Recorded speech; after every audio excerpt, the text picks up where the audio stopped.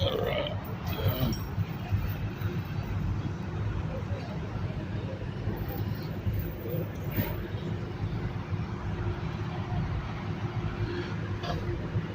So the commander on this vessel is a retired Coast Guard. Yes, he was the commander for the Astoria Coast Guard. Does this vessel still go out on like search and rescue operations and stuff? This is a training vessel for Tongue Point Job Corps. Yeah. And they go out. They go out and do training with the Coast Guard twice a week. So most of these guys that you're seeing on this ship are all students training to be merchant mariners.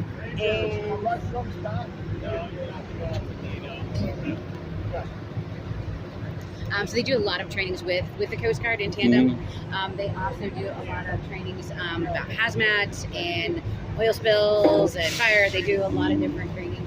And they're also with a couple of different organizations that will respond to any kind of hazmat spill in the Columbia River or right there in our vicinity in the Pacific Ocean as well.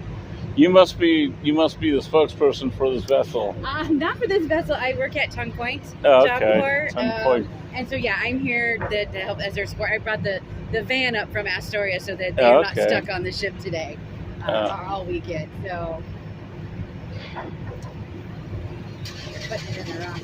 Well, my suggestion is they want to go anywhere, take them to Gresham or Beaverton. Well, they have a huge schedule this week. Like all the captains there's a captain's dinner tomorrow night, and our students, most of them are broke, so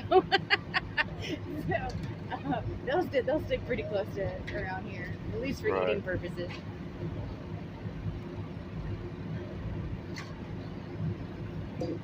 Yeah, I'm glad to see that this vessel wasn't turned into scrap or that it's actually being used to train younger teenagers. It's great. I mean, and it's got a great history. 3 wars and some secret missions in there. It's been up to Alaska. What wars was it in? It was initially built and it was commissioned in the 1940s. So World War II, Vietnam, and Korea. And then because it became a training vessel in the 1980s. That's when they were going to decommission it, and it was purchased by, repurposed, I suppose. Repurposed.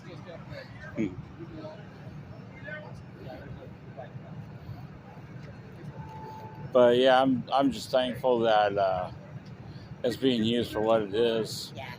Yeah, it's great. It's a great opportunity for these students. I mean, if they get they get all their certifications, and it takes them about a year and a half. But they go on, and then most of them start out at $60,000 to $80,000 to start. Yeah, I have a friend of mine that I think it was this vessel that she worked on. Yeah. Debbie, her husband's Les. Deb, what? I don't know her last name. Because we've had a Deb on campus. I mean, but I've only been there 17 years. Yeah. So. And I think she used to teach the students how to cook and stuff like that. Pam. Deb in our cafeteria. Yes. Okay. Yes. Yeah, she talks about what it was like on the vessel and stuff like that. Oh yeah.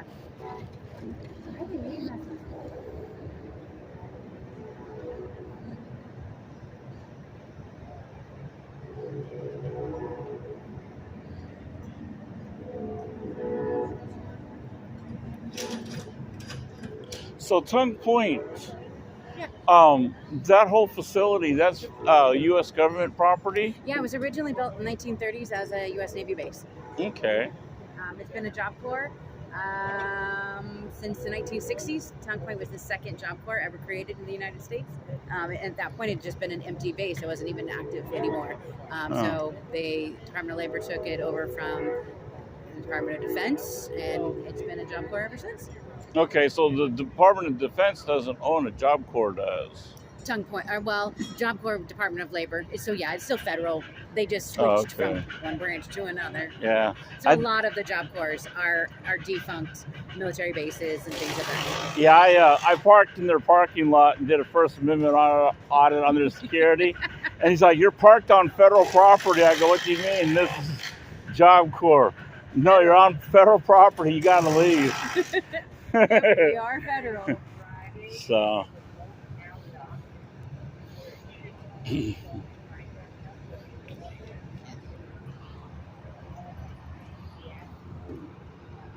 Now that doesn't look like a teenager right there.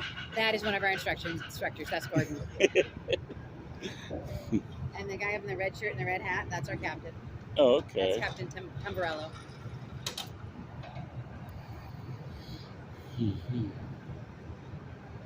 And what is that? A 7 horsepower Johnson? Oh, I have no idea. Tiny. Yeah, it's a tiny one. We've got some big ones. I think most of those are still at pier because we've got some rigid boats and whatnot. You'd be surprised how big a boat that small engine would. Yeah.